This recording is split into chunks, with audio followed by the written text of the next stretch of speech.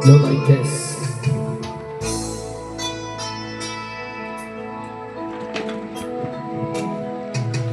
Di ko malumutan ang sinabi ni Marcos na siya pa ay tumakbo pagkapangulo.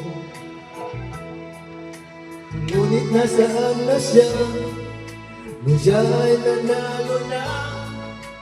Ang sinabi niya ay biro lang pala. Ako'y nangangarap sa tuwina na sana'y bumaba ang bigas, na sana'y tupaling niya ang sinabi niya.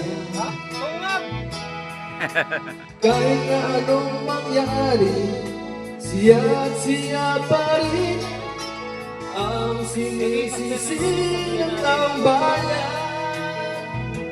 Lulubog talaga ang bansa na ito, patuloy pang lalakad ang buhayan.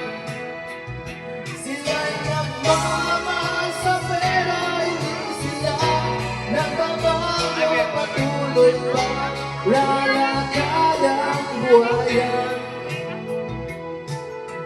Minamahal ang bigyan.